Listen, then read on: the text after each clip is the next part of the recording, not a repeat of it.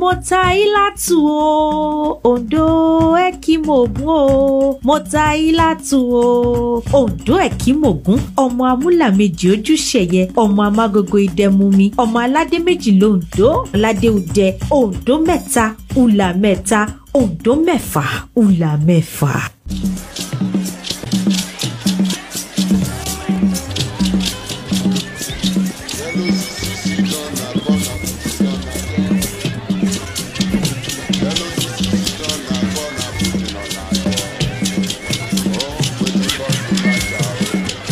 Ìlú Òǹdòdó, kí ni ìtàn tó rọ̀ mọ́ ọba púpùpù?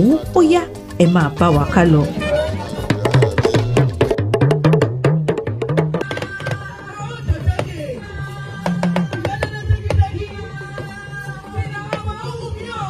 Ìlú Ondo ló jẹ́ ìlú kejì tó tóbi jùlọ nípínlẹ̀ Ondo.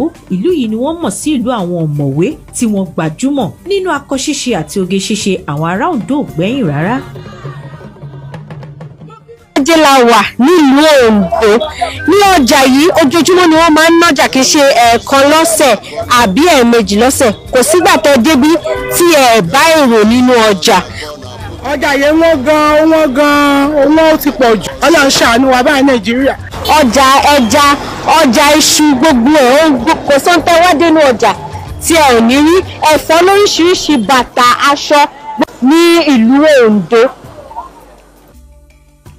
Ní ìlú Ondo ni a ti rí àwọn èèyàn jàǹkànjàǹkàn bíi ògbóǹtagìrì agbẹjọ́rò àgbà Gani Fáwẹ̀hìnmí tó dolóògbé. Nígbà ayé rẹ̀, ó jẹ́ ìlú mọ̀ọ́ká agbẹjọ́rò àti ajàfẹ́tọ̀ọ́ ọmọnìyàn. Ọmọ bíbí ìlú Ondo náà ni dókítà Olúṣẹ́gun Mímíkò tó jẹ́ gómìnà tẹ́lẹ̀ rí nípínlẹ̀ Ondo fún ọdún 8 láàrin ọdún 2009 sí 2017. Kò tán síbẹ̀ o, ọmọ bíbí ìlú Ondo Ekimogun náà ni gbajúgbajà òṣèrébìnrin Bímbọ́ Ọ̀ṣìn. Ìlú Ondo yìí kan náà ni fásitì àwọn olùkọ́ àkọ́kọ́ ní Nàìjíríà, ìyẹn Adéyẹmí College of Education wà. Bẹ́ẹ̀ sì ni ìlú Ondo pẹ̀lú àwọn ìlú 5 tó gbàlejò àwọn ilé ẹ̀kọ́ girama àkọ́kọ́ ní Western Nigeria. Nígbà náà lọ́hùn, orúkọ ilé ẹ̀kọ́ náà ni Ondo Boys High School. Ilé ẹ̀kọ́ náà ti lé ní 100 ọdún 1919 ni wọ́n dá ilé ẹ̀kọ́ náà sílẹ̀ tó sì wà dìsìsì. Àwọn mìíràn tilẹ̀ máa ń sọ wípé àwọn ọmọ Ondo ní ìgbéraga. Ẹ gbọ́ ṣé lóòótọ́ ni? Honorable Abíọ́lá Mákindé tó ń ṣojú ẹkùn ìwọ̀ oòrùn àti ìlà oòrùn ìlú Ondo nílé aṣòfin àgbà lórílẹ̀‐èdè Nàìjíríà, wọ́n wà níkàlẹ̀ láti sọ ìrírí wọn gẹ́gẹ́ bí ọmọ akin tó wá láti ìlú Ondo àti àwọn ìdàgbàsókè tó ti bá ìlú náà. Ìlú àwọn ọmọ Ondo jẹ́ ọlọ́yàyà. Wọ́n jẹ́ àwọn tí ó fẹ́ràn àwọn èèyàn. Wọ́n fẹ́ràn ara wọn, wọ́n dẹ̀ sì fẹ́ràn ìlú. Wọ́n dẹ̀ fẹ́ràn àwọn àlejò. Gbogbo àwọn ọmọ Ọ̀ṣun Ondo ni many of them ń jókòó sí. Ẹni tó wá láti ilẹ̀ Lújì, inú Ondo náà ni wọ́n jókòó sí, inú Ondo town. Àìmọye tó wá láti Òdìgbò, inú Ondo town ni gbogbo wọn jókòó sí. Ẹ lè mọ ìyàtọ̀ nú ọmọ Ondo àti Ìdànrè torí gbogbo wọn Ondo town ni gbogbo wọn láìkí kan máa jókòó sí. Ondo town jẹ́ the second largest ní gbogbo Ondo state. Tá bá ti mú Àkúrẹ́ kúrò, Ondo ló kù, and the only place tó ń pè ní Ondo after Ondo state is Ondo town. A ti dúpẹ́ pé kábíyèsí wa ọba Dr. Adesimbo Kíládéjọ Jílódì III Òṣèmọ̀wé and the paramount ruler of Ondo kingdom. Ó ṣe gudugudu yéye àyà mẹ́fà. Yorùbá bọ̀ wọ́n ní bí ọmọdé kò bá mọ ìtàn, ó di dandan kó bá àrọ́bá. Àrọ́bá sì ni wọ́n pè ní bàbá ìtàn. Ìtàn ọ̀hún ló sọ fún wa pé ọbabìnrin púpùpù ló tẹ ìlú Ondo àti pé ogun kì í wọ ìlú Ondo. Kò sí bí ogun ṣe jà yíká àwọn ìlú tó súnmọ́ ìlú Ondo kì í wọ ìlú náà. Ẹ gbọ́ ṣé lóòótọ́ ni? Gẹ́gẹ́ bá a ṣe gbọ́ nínú baba ńlá wa, àwọn Ondo nígbà ìwáṣẹ̀ ẹni tó tẹ ìlú Ondo dó, a gbọ́ wípé ọmọ ọba Aláàfin Ọ̀yọ́ ni wọ́n. Ní bá ṣe gbọ́ ní ìtàn, wọ́n ní Ondo ti wà láti kan bí 500 years and above láti tẹ̀lé Ondo. A gbọ́ wípé ayé àtijọ́ tí wọ́n bá ti bí ìbejì nílẹ̀ Yorùbá ṣe náà máa ń pa wọ́n. Agbópọ̀ ọba kan wà nílùú Ọ̀yọ́ nígbà ìwáṣẹ̀ tó fẹ́ ìyàwó kan. Ìyàwó ló bí ìbejì fún Ṣàngó nígbà ìwáṣẹ̀. Àwọn ará Yorùbá sọ pé èèwọ̀ ni ìbejì. wá ní kẹ́kọ̀ọ́ ọmọ ìkan máa kó sá lọ ìlú ìyá òun ilé Ìtàpá. Lẹ́yìn ọdún díẹ̀ wọ́n kò padà sọ́yọ́. Àwọn ará Ọ̀yọ́ tún fura sí wọn pé àwọn ọmọ ọjọ́ sì rèé àfikà pa wọ́n. Wọ́n wá fún wọn ní àmì láti lè sọ fún wọn pé ibikíbi tó bá ti dé òrùka lè mọ̀ pé ọmọ ọba nílé wọn fún wọn ní adé kékeré kan.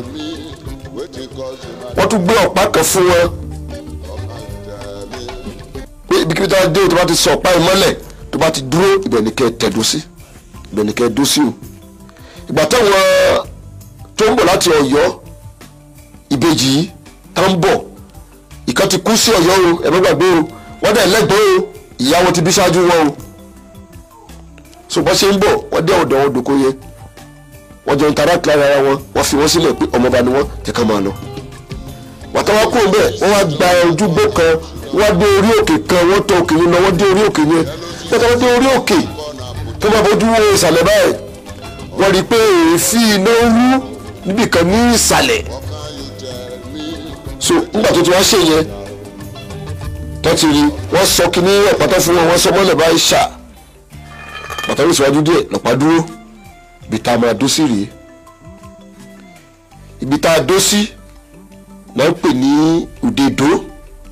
Ẹ lọ síbi tá a dó kíní yẹn sí, ìdí èdó tá a dó kíní yẹn sí, ìdí èdó díẹ̀díẹ̀ ó di òde Oǹdó, díẹ̀díẹ̀ ló di Oǹdó. Ọmọ tí ó tẹ̀lé wọn débí nú ọ̀bẹ̀jì náà ń pè ní púpùpù.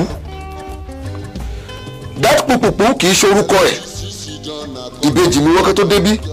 Ẹ̀kìrìjì ló fún lórúkọ torí ìgbà tá ń ṣe irú ẹ̀ wọ́n kó irú ìjọba ẹ̀ ọmọ tó ṣe ní púpúpúpúpúpúpú rí. Ṣe pé láyé àtijọ́ ìbálò máa ń bí ìṣẹ̀lẹ̀ abí orúkọ. Adé tí wọ́n gbé wá láti Ọ̀yọ́ wọ́n ti gbé dórí púpùpù tó jẹ́ obìnrin. Inú wa bí ẹ̀gbẹ́ ẹ̀ tó tẹ̀lé wọn lọ pé báwo ló ṣe máa gbé adé dé orí àbúrò pé òun lágbà, ó wá yọ idà fẹ́ bẹ́ orí àbúrò ẹ̀, wọ́n ní má bẹ́ lórí, àgbà ni ẹ́, ìwọ náà lọ tẹ̀dó síbẹ̀ yẹn. Ibi tí àgbà dó sí náà pè ní Ìgbàdó. Ìlú yẹn wú àtàbá ń bọ̀ látọ̀nà Èkó, ìlú yẹn la máa kọ́ kẹ̀kẹ́ tó rí pé a máa wọ Oǹdó, wọ́n pè bẹ̀ ní Ìgbàdó. Àṣàfuré lórúkọ ọba tó ń jẹ níbẹ̀. Ọdún kan gbòógì tí wọ́n máa ń ṣe ní ìlú Oǹdó ni ọdún Ẹ̀kímògún. Àwọn ọmọ ìlú Oǹdó láti òkè òkun káàkiri àgbáyé ló máa ń wálé láti wá ṣe ayẹyẹ yìí, tí wọ́n á sì wọ aṣọ aláràǹbarà, aṣọ òkè lóríṣiríṣi. Látòrí òṣèmọ̀wé ti ìlú Oǹdó títí dé ọmọ tó kéré jùlọ ni wọ́n máa ń dán gbinrin nínú aṣọ òkè wọn lásìkò ọdún Ẹ̀kímògún. Ìlú àti orin lóríṣiríṣi ni wọ́n fi ń dárayá lásìkò ọdún náà, tí ọba yóò sì bá àwọn ará ìlú sọ̀rọ̀.